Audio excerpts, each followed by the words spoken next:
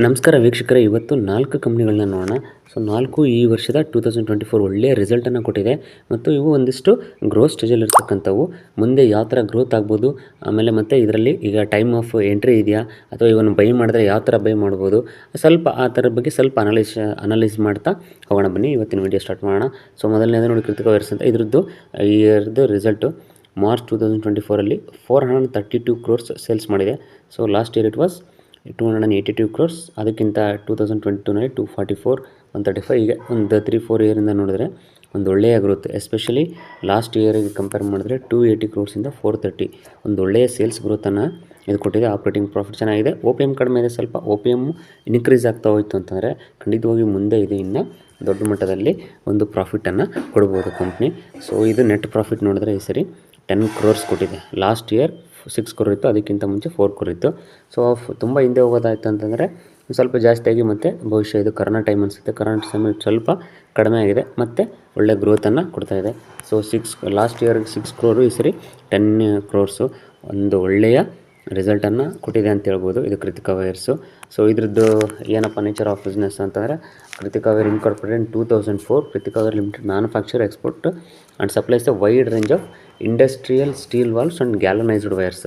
So galvanised wires ಮತ್ತು steel valves ಆ ಥರ ಒಂದು ಎಲೆಕ್ಟ್ರಿಕಲ್ ಫೀಲ್ಡಿಗೆ ಸಂಬಂಧಪಟ್ಟಂಥ ಕಂಪ್ನಿ. ಇದರ ರಿಸಲ್ಟ್ಸ್ ನೋಡ್ತಾ ಇದ್ದರೆ ಒಂದು ಒಳ್ಳೆಯ ಗ್ರೋತ್ ಸ್ಟೇಜಲ್ಲಿದೆ ಅನಿಸುತ್ತೆ. ನೀವು ಕೂಡ ಈ ಸ್ಟಾಕ್ ಬಗ್ಗೆ ಸ್ಟಡಿ ಮಾಡಿ. ಆಮೇಲೆ ಈ ಥರದ ಏನೋ ಸ್ಟಾಕ್ಗಳು ಅಂದರೆ ಫಾರ್ ಎಕ್ಸಾಂಪಲು 30, 20, 40 ಆ ರೇಂಜಲ್ಲಿ ಟ್ರೇಡ್ ಮಾಡ್ತಾಯಿದ್ರೆ ಯಾವತ್ತೂ ನಾವು ಏನು ನಮ್ಮ ಇನ್ವೆಸ್ಟ್ಮೆಂಟು ಅಂದರೆ ನಮ್ಮದೊಂದು ಪೋರ್ಟ್ಫೋಲಿಯೋ ಇದ್ದರೆ ಅದರಲ್ಲಿ allocation should be very small.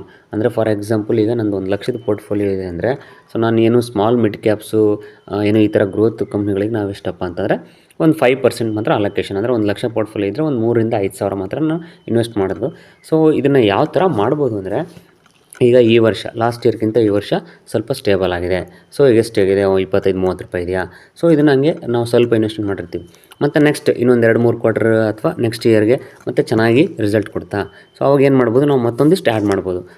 Example ಅವಾಗ 50-60 ರೂಪೀಸ್ ಇತ್ತು ಅಂದ್ಕೊಳ್ಳಿ, ಅವಾಗ ಆ್ಯಡ್ ಮಾಡ್ಬೋದು.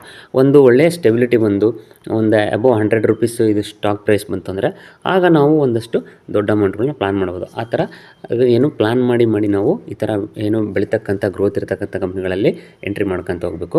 ದೊಡ್ಡ ಅಲೋಕೇಶನ್ ಕೊಡಬಾರ್ದು. ಸೊ ಕೃತಿಕಾ ವೈರ್ಸು ಒಳ್ಳೆಯ ರಿಸಲ್ಟನ್ನು ಕೊಟ್ಟಿದೆ. ನೀವು ಈ ಸ್ಟಾಕ್ನ ರ್ಯಾಡರ್ ಇಟ್ಕೊಳ್ಳಿ, ಇದ್ರ ಬಗ್ಗೆ ಸ್ಟಡಿ ಮಾಡಿ. ಬನ್ನಿ let's move to next company. Second company ನೋಡ್ತಾ ಇರ್ತಾರೆ HP ಪವರ್ ಸಿಸ್ಟಮ್ಸ್. ಇದು ರಿಸಲ್ಟನ್ನು ರಿಲೀಸ್ ಮಾಡಿದೆ. ಸೊ 2024 ನೋಡಿ, sales 2,233 crores. Last year it was 1,369 crores. 2022ನಲ್ಲಿ ನೋಡಿದ್ರೆ 1,200, 900, 1,000. ಸೊ ಇಯರ್ ಟು ಇಯರ್ ಒಳ್ಳೆಯ ಗ್ರೋತನ್ನು ನೋಡ್ಬೋದು ಸೇಲ್ಸಲ್ಲಿ. Especially when compared to last year 1,300 ಕೋಟಿ ಇದ್ದಂಥದ್ದು 2,200 ಕೋಟಿ ಒಳ್ಳೆಯ ಸೇಲ್ಸ್ ಗ್ರೋತ್ ಇದೆ. ಸೊ ನೆಕ್ಸ್ಟ್ ಇದರದ್ದು ಆಪ್ರೇಟಿಂಗ್ ಪ್ರಾಫಿಟ್ ಕೂಡ ತುಂಬ ಒಳ್ಳೆಯ ಆಪ್ರೇಟಿಂಗ್ ಪ್ರಾಫಿಟ್ ಇದೆ. ಒ ಪಿ ಎಮ್ ಕೂಡ ಚೆನ್ನಾಗಿದೆ. ನೆಟ್ ಪ್ರಾಫಿಟ್ ನೋಡ್ತಾ ಇತ್ತು ಅಂತಂದರೆ ದಿಸ್ ಇಸ್ 280 crores. ಈ ಸರಿ 5% ಡಿವಿಡೆಂಡನ್ನು ಕೂಡ ಕೊಟ್ಟಿದ್ದಾರೆ. So last year it was 98 crores, ಅದಕ್ಕಿಂತ 94. ಸೊ ನೀವು ಪೂರ್ತಿ ಒಂದಷ್ಟು ಹಿಸ್ಟ್ರಿನೇ ತೆಗೆದ್ರೆ ಒಂದಷ್ಟು ಚೆನ್ನಾಗೇ ಇದೆ. ಇದು ಸ್ವಲ್ಪ ಅಂದರೆ ಫ್ಲಕ್ಚುಯೇಷನ್ ಪ್ರಾಫಿಟ್ ಇದೆ, ಬಟ್ ಈ ಸ್ಪೆಷಲಿ ಒಂದು 3 ಇಯರ್ಸಿಂದ ನೋಡ್ತಾ ಇತ್ತು ಅಂತಂದರೆ, ಸೊ 20-30 ಕೋಟಿ ಇದ್ದಂಥದ್ದು 98, 280, ನಿಯರ್ಲಿ 300 crores ಪ್ರಾಫಿಟ್ ಮಾಡಿದೆ. ಸೊ ಸೇಲ್ಸ್ ಕೂಡ ಅದೇ ರೀತಿ, ಸೇಲ್ಸ್ ಕೂಡ ಇದು ಇನ್ನು ಜಾಸ್ತಿ ಆಗಿದೆ. ಸೊ ಇದರಲ್ಲೇನು ಎಕ್ಸ್ಟ್ರಾ ಇನ್ಕಮಿಂದಾಗಲಿ ಅಥವಾ ಮತ್ತಿನ್ನೇನೋ ಆಗಿಲ್ಲ. ಪ್ಯೂರ್ಲಿ ಬೇಸ್ಡ್ ಆನ್ ಏನು ಕೋರ್ ರೆವಿನ್ಯೂ ಅಂತ ಹೇಳ್ತೀವಲ್ಲ, ಆ ಕೋರ್ ರೆವಿನ್ಯೂಯಿಂದ ಬಂದಿರತಕ್ಕಂಥ ಬಿಸ್ನೆಸ್ಸಿಂದನೇ ಸೇಲ್ಸ್ ಗ್ರೋತ್ ಆಗಿದೆ ಮತ್ತು ಜೊತೆಗೆ ಪ್ರಾಫಿಟ್ ಕೂಡ ಒಳ್ಳೆ ಗ್ರೋತ್ ಆಗಿದೆ. ಒಳ್ಳೆಯ ಡಿವಿಡೆಂಡ್ ಕೊಟ್ಟಿದ್ದಾರೆ. ತುಂಬ ಎಕ್ಸ್ಟ್ರಾಡಿನರಿ ರಿಸಲ್ಟ್ಸ್ ಅಂತ ಹೇಳ್ಬೋದು. ಸೊ ಇದನ್ನು ಖಂಡಿತವಾಗ್ಲೂ ನೀವು ರ್ಯಾಡರ್ ಇಟ್ಕೊಳ್ಳಿ. ಮುಂದಿನ ಒಂದಷ್ಟು ವರ್ಷಗಳಲ್ಲಿ ಅಂದರೆ ಇನ್ನೊಂದು 2-3 ಇಯರ್ಸಲ್ಲಿ ತುಂಬ ಒಳ್ಳೆಯ ಪರ್ಫಾರ್ಮ್ ಮಾಡ್ಬೋದು. ಸೊ ಇದು HBL ಪವರ್ ಸಿಸ್ಟಮು. ಸೊ ಇದನ್ನು ನಾವು ಆಲ್ಮೋಸ್ಟ್ 80 ರೂಪೀಸ್ ಅನಿಸುತ್ತೆ ಫಸ್ಟ್ ನಾವು ವಿಡಿಯೋ ಮಾಡಿದ್ದು ಇದರಲ್ಲಿ, ಯಾವುದು ಈ ನಮ್ಮ ಚಾನಲಲ್ಲಿ.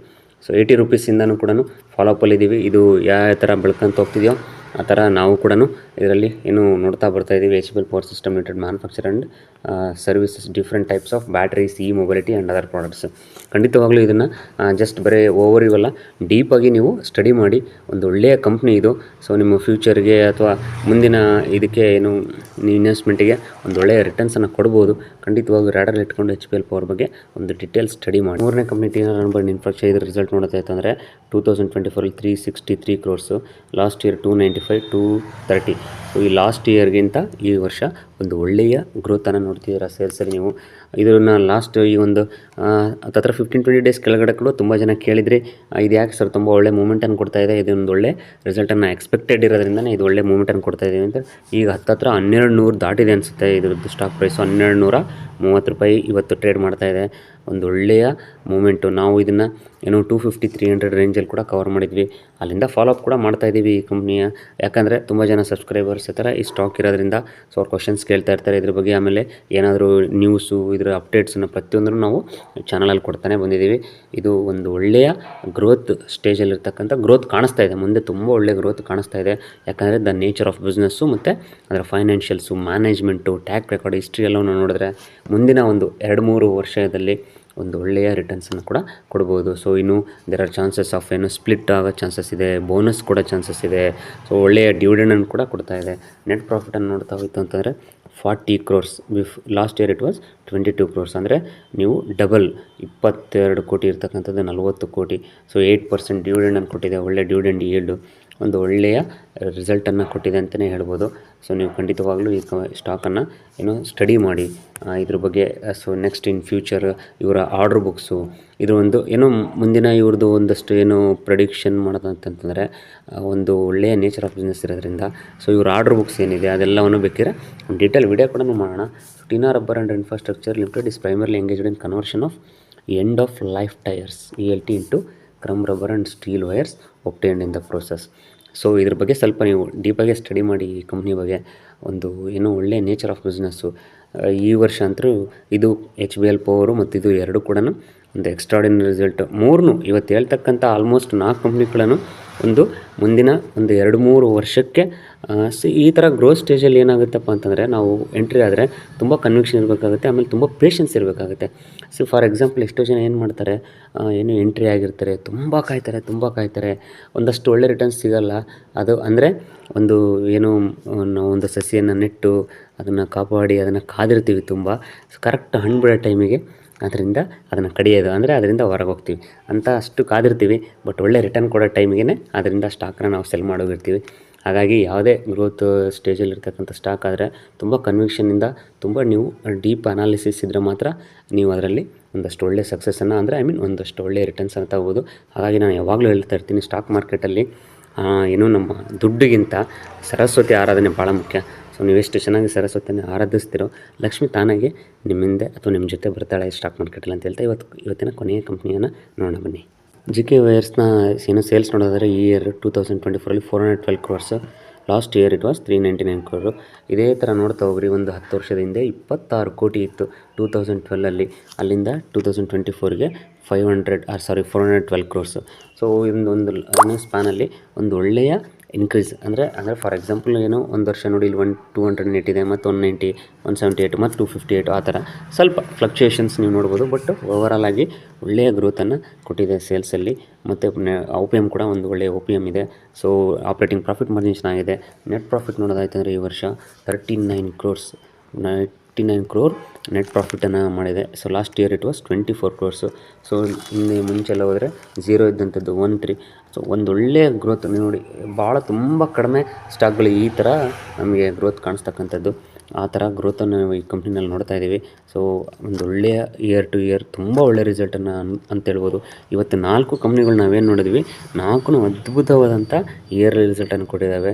ಮುಂದಿನ 2-3 ವರ್ಷಗಳಲ್ಲಿ ಒಂದಷ್ಟು ಒಳ್ಳೆಯ ಗ್ರೋತನ್ನು ಕೂಡ ನಾವು ಈ ಕಂಪ್ನಿಗಳಲ್ಲಿ ಕಾಣ್ಬೋದು ಅನಿಸುತ್ತೆ.